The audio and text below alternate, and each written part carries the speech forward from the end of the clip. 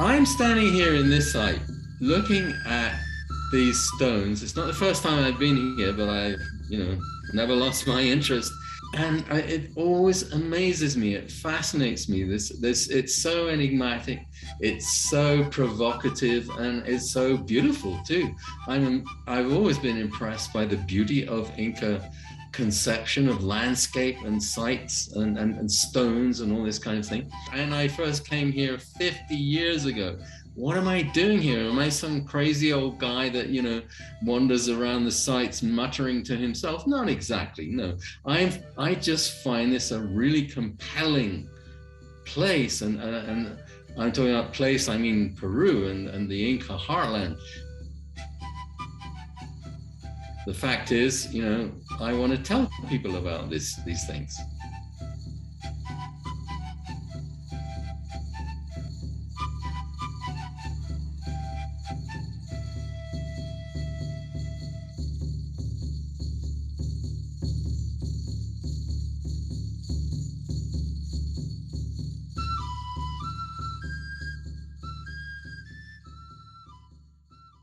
Most people think the site is just the monolith at the top, but really there's a whole extensive complex, including other huge stones, one of which you call the fractured waka, which really are very different in the way that they're carved. And why is that so intriguing to you? One of the things that has come to me by going back to the site more than once and reading it, from my reading and so on, I've realized that what we're seeing in Sayhuite, it's a whole complex. It's not, these stones are not unrelated to each other. There's this one stone that everybody is completely fascinated by and obsessed with because it's so amazingly carved, and it's very unusual as well. But it's part of a larger conception there. And what we're going to show you in just a moment, what I call the fractured waka, a more classic Inca stone, and it's more simple. It's very geometrical in design. There's no sort of figurative representation on that stone at all. It's all geometrical, flat surfaces, stairways, flat benches. That's a classic. I don't have to talk about it. I can show it to you. The contrast between that and the upper stone that we looked at last week is really striking. And it fits in with this whole Inca conception of their lives, this word duality, which we use so much, talking about the Incas, because the whole site is divided into two parts. The Hanan, the upper part, where that incredible, intricately carved stone is, and the lower part, which is much simpler, very elegant, beautiful, but in the Inca conception of their world, the Hurin, the lower part, was slightly lower status, not quite as special, and yet also very important, and so that's what we're going to see. Overall, the importance of water on the site is illustrated by the way the water flows differently on the monolith up top versus on the fractured waka, and even the Intihuatana, which we were there during a rainstorm and able to observe the water pooling and understanding that. So talk just a little bit about the significance of water on the site. Water is essential to the site in so many ways, to the different stones we're looking at. There are water channels running through the site. There are several springs rising at the top of the site. It looks as though water was the reason they chose that site itself, because it's at the head of a broad valley. It's at the head of the irrigation system of a broad valley that stretches miles down below. And in fact, that sort of horseshoe-shaped top of the valley where we find Sayhuite is a site that collects moisture. Fog, rises from the valley below and accumulates there, and rain. It gets more rain than surrounding areas, and so that was also recorded as being an element of high status in Inca culture. places that were rainy because they were fertile. They were sources of fertility as well. Okay, so one of the striking things at Sayhuite is that we got 4 very characteristic and very different types of stonework there. Doesn't mean that it's not, all of it isn't Inca. It means that they were different functions, they were different quality, different status, you know. But it really sort of emphasizes really one of the, you know, the importance of that site. So this drone footage, this brings us in over the fractured Waka from the south. And it's pretty much dead center of the image. And you can see just to the left of it, there's a curved line of stones, which is actually a water channel coming down out of a spring on the mountainside, which is, you know, beautifully carved, and one time was a beautiful water channel. Now it's a ruin, you know, it's abandoned, but that was part of the Inca water system of the site here.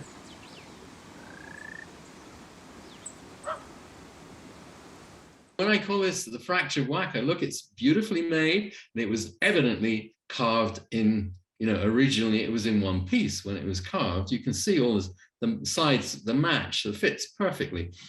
Sometime after that, it broke. It split in half. That must have, you know, taken a certain amount of force to break that enormous stone in half. My theory of what happened here is that this abandoned water channel created a waterlogged area at the south part of the southern end of the stone, that's to the right here, undermined the stone, and then along came an earthquake, some major force that, you know, it wasn't supported at that end anymore, and it cracked in half. It's my theory. It would take an engineer and an excavation to actually confirm that, though. Sayhuite was not a settlement. It was a religious and ceremonial complex, but, you know, that applied there here too. So Peter, when we're talking about the fractured Waka, why is it you call it a Waka? What defines a Waka? Well, when we get into the question, it becomes very slippery, as usual with the Incas. It's very difficult to define. People, the Spanish chroniclers talk constantly about wakas in it, and many different things could be wakas, including very small stones, including things that were not stones at all. I think one of the things they had in common was that they were unusual looking. They were unusual compared to what was around them. You know, we try and pin this down, we try and define them. There's been a lot of scholarship on all of this. And I often think, quite honestly, that the Incas must still be laughing at us, at our attempts to define and understand their world, because it really was, you know, unique to them.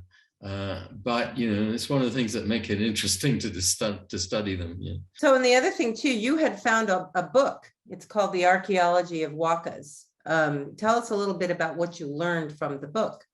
So this is an edited volume with papers by a number of different scholars trying to define and understand Wakas from the perspective of their particular discipline and so on.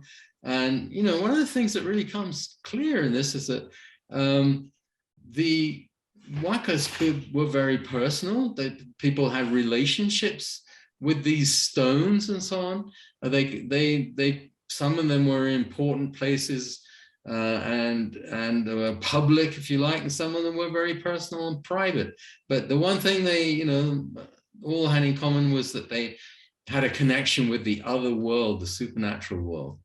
Okay, so the features we're seeing here in this stone, very simple, clean lines, so different in a way from the upper stone that we talked about.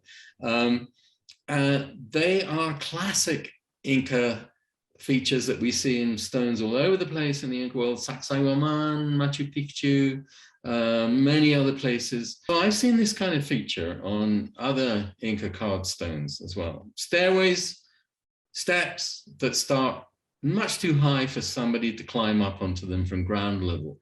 So what's going on there? We don't know, of course. That's the usual story with the Incas. We don't know for certain. But I speculate that actually that stairway was designed to be stepped onto by somebody who was brought to the stone on a litter. In other words, a high status, high ranking individual. And so they climbed off the litter, stepped off the litter onto the rock and climbed up that stairway to the top. And what does that mean? It means that it's a signifier that was for high ranking people, that stairway and those people were probably priests who were going to the top of the stone to perform ceremonies. The idea actually was given to me by a client that I went to Untitled with, who was pointing out the stairway. I always pointed out to people and, say that stairway, there's something puzzling about that because it starts so high off the ground. And this guy said, well, how would it, maybe that is because these people were brought there on a litter and they stepped off the litter onto the stairway. So now we common folks will ignore the Inca rules and climb to the top of this stone, which is flat, or was anyway before it broke in half.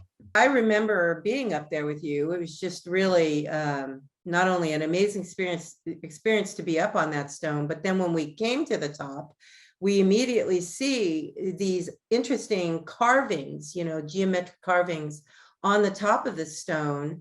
And again, kind of channeling off to the side. Talk a little bit about what you think those meant. On the top of the stone, there's this neat line of low relief carvings, which really jump out, because it had poured with rain not long before we got there. And so the contrast between the water-filled low relief shapes and the flat, dry surface around it was very striking, as you see here. I would be a liar if I said I knew what they meant. Notice there's a line of carvings, different sizes, circles, one that's kind of a lozenge shape with a flat bottom. They look to me like a line of code almost, and they may have been something like that. They had meaning, of course. What they specifically meant was lost to us. I don't think we'll ever know the answer to that. But there's some striking little details, like the symbol on the left that like is two rectangles combined, a small one, similar to what we see in Inca textiles, actually. Also striking to me anyway here is the far edge of the stone. You see there's another sunken circle, somewhat like the ones in the foreground here, but that one's dry, no water in it. Why? Because there's a outlet in that basin there. The others don't have outlets, this one does, and that leads out to the south edge of the stone, where there is a water channel leading down the south face of the stone.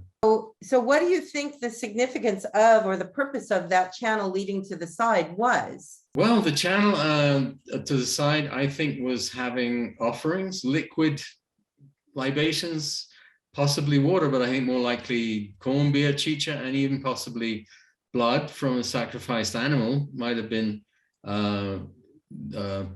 flowed down that channel and out on the side of the stone below, where people were observing the water as it, or whatever liquid it was, as it flowed down those channels into the two receptacles that you see carved down below. So Peter, when we were down below at the site of the fractured waka and big stones down in the field below, we noticed that there was a coursed andesite wall, a coursed masonry wall around the site. Can you tell us about that? Not all around the site. There's just to the north of the fractured waka, there's this beautiful coursed masonry wall, wonderfully fitted, well cut, fairly square. They never actually totally square when you look at these things. The Incas didn't do square. They didn't much like right angles, it seems like. But anyway, that's the lower courses of a wall that was once a bit higher, but it seems to have been a platform that was facing onto the waka and designed, as I read it, for people to gather there and observe what was happening down on the fractured waka, because it looked straight at it. It's that sort of, and it's another example. It's of a totally different type of stonework that we find at Sayhuite. It's very similar actually to some of the really fine stonework we see in the Inca heartland in Cusco and around there. It was partially destroyed, but also it seems unfinished, because we have this not very far from the wall, lying out in the field, there's a beautiful stone that's partially cut that evidently was intended to be part of that wall. And it's, you know, part cut through. It's part of the whole complex that seems to be integral, as far as I can see. You know, my view of it, it's definitely intended to be part of that ceremonial area, the fractured waka. I was stunned really to see that stone that was in the process of being cut, because in all the times and I've been down to Peru and all the sites I've been to, I've never seen a stone in the process of being cut like that. So I was just completely impressed with that stone. Grouped around the main large fractured waka here, we have a number of other lesser sort of secondary stones, also nicely carved, that form a sort of complex, if you will, here. But now we're going to leave this area and head down to the lowest area of the site where there's other things to see. And actually, this was when the skies opened. So here we are in the middle of the rainstorm, that this little dog that started with us at the very top is leading the way, and he doesn't mind getting wet. I tell you, dogs have adventures here in Peru. They don't stay home waiting for their bowl of food. So here we are heading towards this other ceremonial platform way down below the other Sayhuite ruins that we were at over there and way up there on the hill. And as you can tell, all of a sudden it's storming. As we walk down to the lowest part of the site, with a sort of very overgrown area on our left, what we didn't realize at the time was under that overgrown vegetation is the remains of a huge ceremonial platform. It's very ruined, so ruined that, you know, there's not much of it left above the surface. But as you pass beyond that, you walk into this open meadow, which was once the esplanade, central sort of plaza area of that lower part of the site. On the other side of that, there's this very well preserved ceremonial platform with a broad stairway leading to the top of it, just one level, but very flat, very large on the top. When I, you know, contemplate what we were seeing there, tremendous area on top of both platforms there would have been, plus the esplanade between the two, where very large numbers of people could have gathered to participate in ceremonies there. So that's another aspect of the site that speaks to me of the importance of that site for the Incas. Now that we've explored the esplanade and the ruins and the well-preserved other Ushnu, we're going to move down to the very lowest end of the site, where there's another extraordinary carved bedrock stone there. So once again, here we are in Sayhuite, a different part of the site. And this stone that we're looking at here is one of my favorites. I mean, they're all beautiful, but there's something about this one. You know, it's carved out of solid, as far as we can see. You wouldn't know for sure unless you dug down, but it seems to be cut from bedrock, you know, solid rock protruding from the ground right here. They've carved it, but if you look, you know, you see that they have respected the original form of the rock, the top of the rock, this part here, all the circumference of the rock is the original shape of the rock, and so they have carved away stone to make a human sort of composition based on the original form of the rock. And So this is so classical Inca too, that they respected the landscape, they honored it, they loved it, what they were doing when they were carving these stones was adding human form to nature without ignoring the natural form at all. On the contrary, you know, incorporating it into the human form, and vice versa, incorporating the human work into the work of nature here.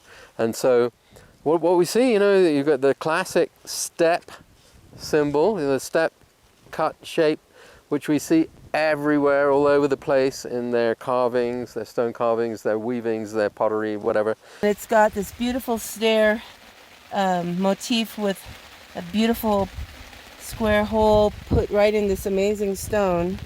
And what we were noticing too is that each of the top of these little stairs has an indentation to pool whatever liquid was being used in the ceremony at this stone. And of course there's our little doggy mascot. And also there's a perforation going through the stone, which, you know, we might ask ourselves, does that mean, what does that mean? Does that mean something? Not that I can see in any way in terms of a sight line looking at something through there or anything, but there's nothing obvious that it would be looking at. But, you know, it also reminds me of what people say about modern art, modern sculpture. You know, a modern artist might say, you know, what do you mean? Well, what does it mean? It means what it is. You know, it's like, it's a way of adding balance, perhaps visual balance to the form. I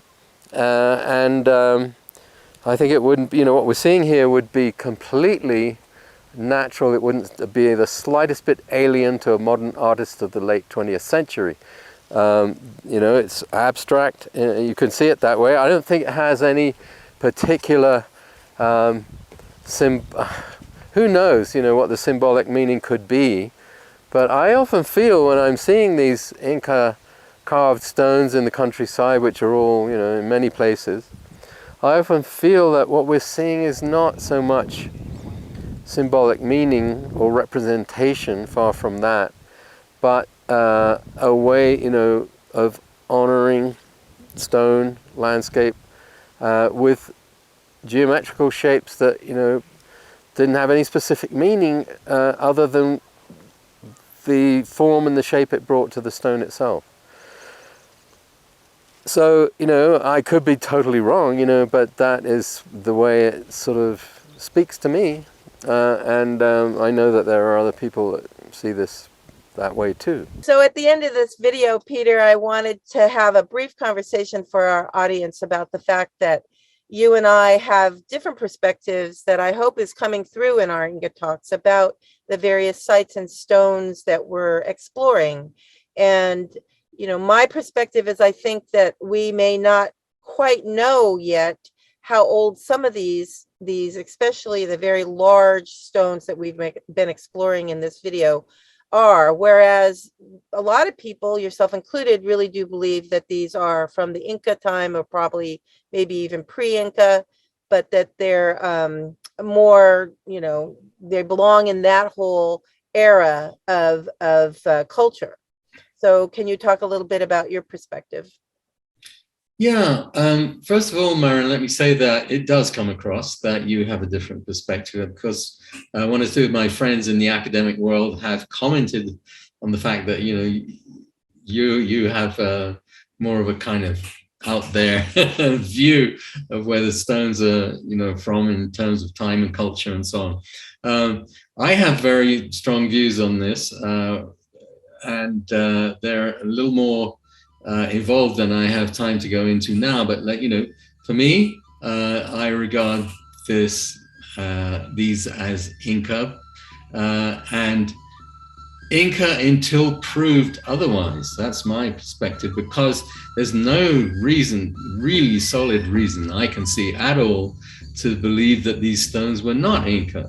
However, you know, I realize that other people will have other views, you know, so that's my view, and I want to make that very clear. So, yeah, and I think one of the strengths that we have as a duo covering these various different sites for IncaTalk is that we do have different perspectives, but at the same time, what we're doing is we're not jumping to conclusions, that we both recognize that more research needs to be done, and that we're hoping to bring some people to explore these sites, geologists, you know, other people that might give us some more perspective on these stones. I know you and I have talked about trying to figure out where the original Sayhuite monolith was quarried, and possibly trying to bring somebody who's a stone expert down to explore the site with us. So I think the strength of our differences is that we're still committed to an unbiased exploration of these sites as we move forward. Anyway, so bye Okay. everybody from IncaTalk. Bye. Okay.